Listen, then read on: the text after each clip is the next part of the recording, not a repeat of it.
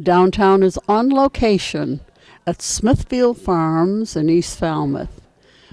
We are actually in the Eric Jones Memorial Riding Ring, which has been designated by the owner of Smithfield Farms. This is the third in a three-part segment of Heroes in Transition that we have been doing for downtown at Sandwich Community Television. Thank you for being here.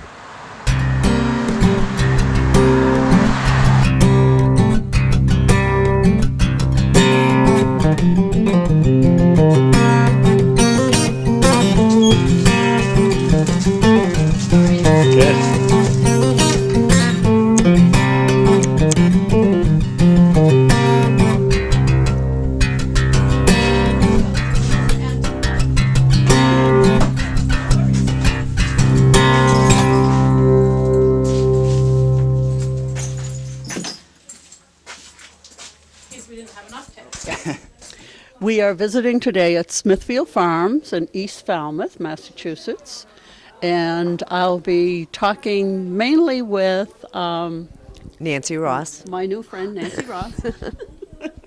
Welcome to the show, Nancy. Thank you very much. Yeah, we certainly appreciate you being here and letting us come into your horse farm. It's wonderful. It's not actually my horse farm, but the people that are letting us borrow it for our hour and a half with our veterans is super. This place is miraculous. So I want you to just begin wherever you want to and tell us all about the horse farm. Okay. When I was in Texas many years ago, about 7 years ago, I was very lost. And I was in a very horrible relationship, and I wasn't sure what to do. There was not a lot of veteran advocates. And I went to a horse farm, a horse ranch, and I asked if I could help out, and they gave me a paid job, and it saved me. And you didn't say in the beginning you are a veteran. I am a Navy veteran. I'm a part of the DAV here. I also have a documentary coming out, the second documentary coming out in June of 2016. And That's very impressive, Nancy. Thank you. I have a whole bunch more behind my name. Veterans Voice Radio out of Marshfield, 95.9 is a great show for veterans. And what I like to consider myself now is a veteran advocate. I'm being a part of the Disabled American Veterans. I'm capable of getting out there and actually doing the hands-on work. Seeing as, I had to come a long way, I had to transition myself. And I did that through the VA system here in Boston, which is awesome. We have a great VA system here. And if people are worried about the VA, there are outside resources, and go to your nearest DAV and they will help you. I did a couple of in-house programs, one for my PTSD as well as an addiction. And I did that for 90 days. And then I went into a domiciliary on the campus of the Brockton VA. And What is a domiciliary? A domiciliary is just a highfalutin name for a homeless shelter for veterans. And they have, they put you to work. You have compensated work therapy. You also have groups. You also have access to everything on the campus, the swimming pool, fitness, crafts, everything. And, people say, I don't want to go in-house. Well, it's not really in-house. It's just a really great, safe place to be. And then from there, I was given HUD housing, and I now own my own home. No HUD, no assistance, and I can give all my time to veterans. You've got to be very proud. I'm proud of myself, yes. That's come a long way. I had no self-esteem prior to being around the horses. The horses gave me self-esteem, confidence. They made me feel real fuzzy inside. They saved my life. I love it. Saved my life. So, So how do you go about getting veterans here to the horses? well, A lot of folks here now are from this area, from the Cape Cod area. DAV will transport them to this program from, from inner Boston. Again, get in touch with your DAV, set up the ride, and anybody can come. This is free. This is free to all veterans, and please come. I'm sure my contact information will be there, as well as Heroes in Transition, who sponsors this fantastic program for veterans in transition. And I can't say enough about Cindy Jones, who is she's my boss. We talked with her a couple of weeks ago, and we also have just been enamored with her. Now, disabled American veterans, what sort of disablements do they have? Any. Physical, mental, TBI, traumatic brain injuries, paralyzed, amputees, post-traumatic stress disorders. I myself have the post-traumatic stress disorder. So, I got to keep it intact, but around other veterans, they're aware of what this disorder is, and we kind of know how to help our comrades, and that's why we keep the veterans together. We saw a little of it last week when we had a dog in the studio, and it was amazing how the dog and his master work together. I have one dog. Judy, one of our participants here, is waiting on her service dog from Heroes in Transition. She's very excited about it. Heroes in Transition has done a great deal for everybody, and they've made my dream come true with the horse program. It was amazing to meet Cindy and her say, "We're going to do this." How many horses do you have here? 63 horses. They've gotten up to 75 around there maximum, but 63 is real comfortable. And not all of them are used with the veterans. No, there are show horses here and privately owned horses that are not used to ride. A lot of the people that do board their houses allow us to use their horses. And most of them are therapy horses where they don't startle or kick. And you can connect really easily with a horse, as you will soon find out. Well, you told me I'm going to be connecting, so I'm pleased to hear they don't kick. Nope, they do not kick, they do not startle, they do not run. And sometimes they won't even move. If you're not holding the reins right, they won't even move. So. They do what you tell them to do. Exactly. Thank you. I'll be kind to you. You'll do fine. You'll do fine.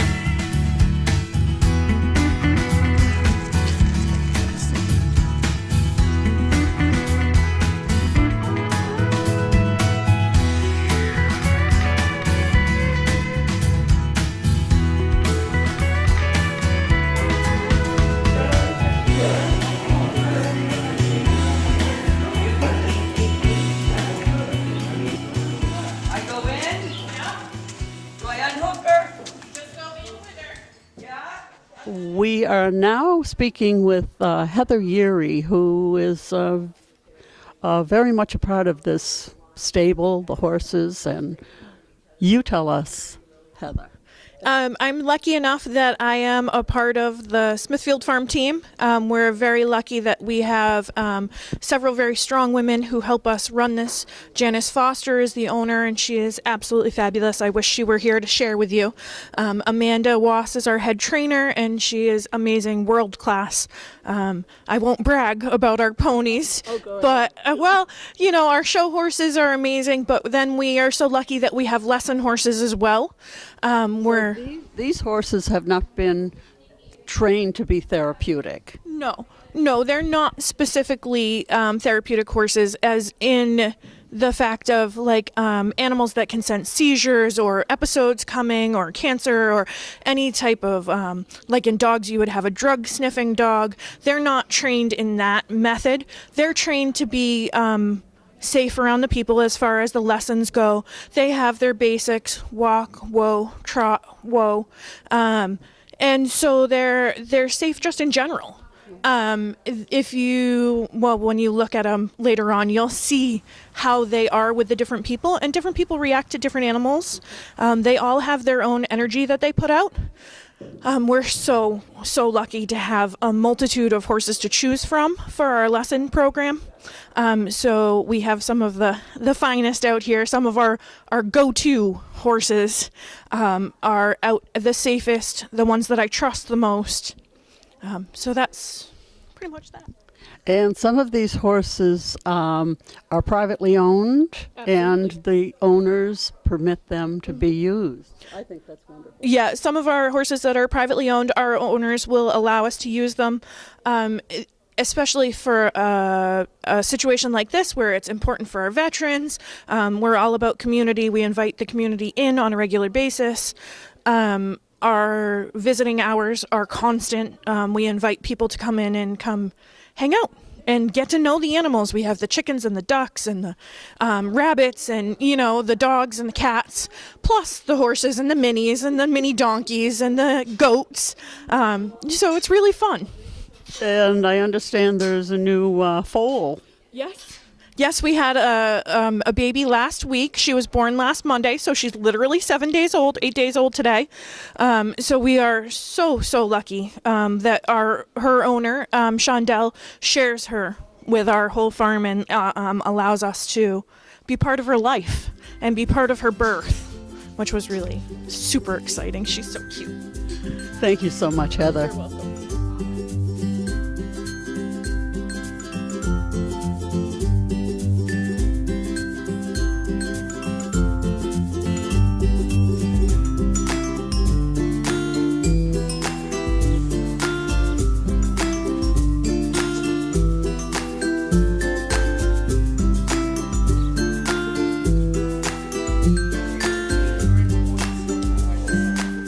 We are now speaking with Jan Foster, who is the owner of Smithfield Farm. Hi, I'm Jan, and I'd like to introduce Amanda Wass, who is a very important person in the lives of the horses here, as well as in my life. She is the trainer and responsible for the behavior of all our wonderful horses. In addition to our military programs, we also had the distinct honor this year of having 2 of our horses named 2015 Horse of the Year for the Pinto Horse Association, meaning that Amanda was responsible for taking these 2 horses to the highest level, and they were named number 1 in the world in their respective categories. I always like to say that these show horses are $1 million horses because they are our money makers, and that's what our business is all about. However, the horses that are the true $1 million horses in this barn are the horses that service our military programs and our hospice and drug and alcohol programs. And those horses that you saw today with the military are truly $1 million horses. Thank you. Thank you. Do you have a couple of words to say about your job? I do. I'm privileged enough to be able to work with phenomenal horses who not only can show and prove themselves on the show circuit, but they can come back home and help with the military and hospice programs, and that's such a rewarding experience for us and the horses, I believe. Thank you so much.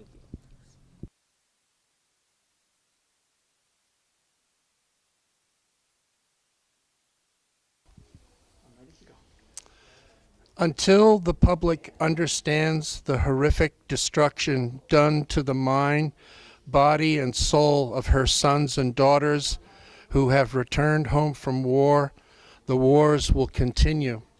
And I'm a veteran. Mike is my name. And I'm a participant in the equine program here on Jan Foster's farm. And Nancy, who runs the program, and all the women here, Heather and Emmeline and others, are really helping us veterans. They are saving lives with this program. So I'm really grateful. Thanks. And now we're speaking with Mike Prosek, who's a director of Heroes in Transition. And I think he's going to tell us about a little something above and beyond what we've been doing here. Yes, Welcome. welcome. Thank you very much for having me and for honoring Heroes in Transition with this interview. Our Veterans Equine Therapy program that we just witnessed today is an offshoot of another program that we run in the summertime called Families in Transition. We've run it here now for we'll be going on to our 4th year. It's a week-long program. We bring in families, veteran families, military families, either pre or post-deployment, and we go through the same equine. It's a week-long program. We go through the equine portion in the afternoon with the families, children, mother, father. We have dinner, and then we have sessions after dinner where the children get to bond with each other and the adults get to bond with each other. We find that a lot of families, because they come from all over the state, aren't aware of they think they're alone when their husband and their wives deploy. They get to meet other families in the same situation, and they get to share experiences and get to share ideas on how best to cope. Like we were talking earlier, deployments these days are very frequent. A young military person can go on a deployment 3 or 4 times in a 5-year span. It's very difficult on the families for one of the parents to be gone for 4 or 5 months and then come back, and it's difficult on the parent that was gone coming back, how to assimilate back in. You can't just come back in and take over. Your spouse has been running the show, so to speak, for the last 4 or 5 months. They come back and they have to find their way. And then all of a sudden they're gone again. So this is a constant issue with military families. And we find that the Families in Transition program gives them an opportunity to get together as a family, to bond with these horses, which are amazing horses. The young kids, the young children get to ride also. Just like you witnessed today, they learn how to groom the horse, they learn how to ride the horse, they build confidence, self-esteem. It's a wonderful program. And this program is an offshoot of that, and hopefully we can continue this program. A lot of it is due to the largest of Jan. She lets us use the area, she gets us the horses, the trainers to work with us are phenomenal. And we're finding that this program, we'd like to run it again. I'd like to see us run it again. Right now it's 8 weeks, but we'd like to see what we can do again in the future. And as you saw the other day, dogs, which is another program that we have, and I'm not going to talk at length about that since you've got plenty of footage on that already. And we are privileged to be part of what it is you're doing. We're privileged to be here and to bring it out to the people in all of the neighborhoods around here. Well, we're very fortunate that you're interested in us and giving us this opportunity to say what we do. And we'd like to invite any veterans, families, veterans like these gentlemen, if they're interested, to get in touch with us. We have a lot of programs, dogs, family transition, veteran transition, other things that we can do to help veterans as they come back back and forth and assimilate back into the civilian communities. My role as a director with Heroes in Transition is to try and spread the word as much as I can, but also to raise money. As you can imagine, our programs are fairly costly. Our dogs, our horse programs. We have several fundraisers that are coming up. We do a spring gala in New York City, and we've done that for 5 years now. We have a local gala that we host here in October at the Coonamessett, and Bill Zammer is a really big supporter of us. So our fall gala is in October. Other organizations run fundraisers on behalf of their organization, but proceeds to benefit us. One that's coming up here in April, the end of April, Loretta LaRoche Productions. I have a tough time saying that sometimes, but she's running a fundraiser dinner and show at the Coonamessett in the end of April, with sponsored by Loretta LaRoche Productions and Bill Zammer at the Coonamessett, again raising funds for us to help support our programs. So a lot of wonderful people on the Cape, a lot of people helping us out. I don't want to keep naming the different organizations because I know I'm going to miss them. So, yeah, very, very welcoming people here on the Cape. And thank you very much. It's nice of you to be here and to connect all three of these programs that we've done. All right, thank you very much. You are watching Downtown, and I'm your host, Robbie Haig. Thank you for being here, and we hope to see you again real soon.